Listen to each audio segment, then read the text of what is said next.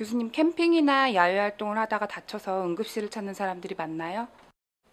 굉장히 많이 늘어나고 있습니다. 가장 흔한 안전사고는 그 달구어진 바베큐 그릴이나 가스등에 의해서 화상을 입는 경우, 또 한 가지는 폴대나 핀 그 텐트줄에 걸려서 넘어지는 찰과상 등이 굉장히 많습니다.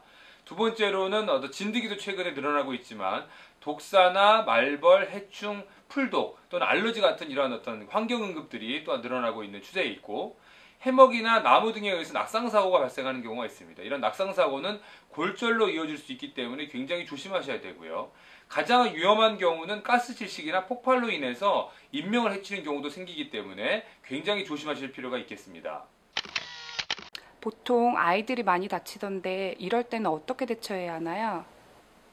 아이들이 대부분 다칠 걸로 판단하지만 부모나 성인들도 다칠 수가 있겠습니다. 가장 편리한 방법은 119를 이용하는 겁니다.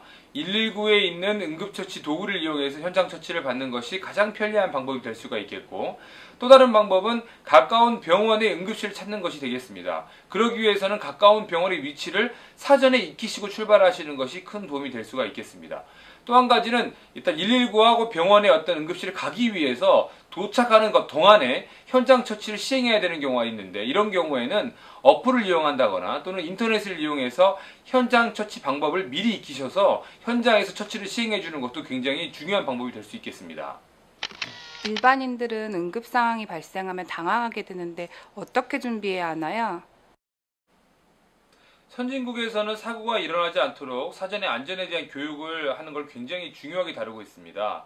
또 이런 실제로 응급 상황에 대처할 수 있도록 어떤 질식이나 심폐소생술, 그리고 기본적인 외상처치술을 익히게 하고 있는데, 우리나라도 이런 교육들이 많이 늘어나고 있기 때문에 이런 교육을 미리 받으시는 것도 중요하겠고, 또 한 가지는 그에 필요한 구급약품이나 구급키트를 직접 구입을 해서 준비하는 것도 도움이 되겠습니다. 그럼 응급용품을 쉽게 준비하는 방법이 있을까요?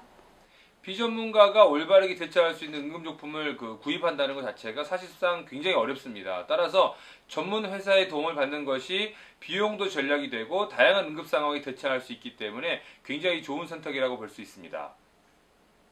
교수님, 해외에는 다양한 응급 제품이 있는데 우리나라는 어떤가요?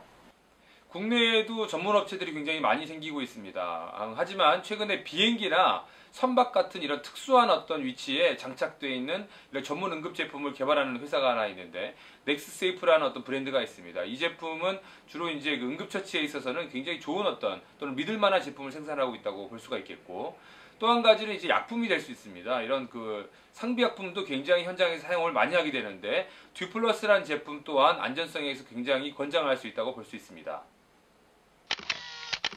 우리나라도 근무가 5일제로 정착이 되고 있고 야외 나들이가 많아지고 있기 때문에 가족의 안전을 책임질 가장이라면 응급처치법을 익히고 간단한 구급함 정도는 준비하는 것이 가장 기본이 될 수 있겠습니다.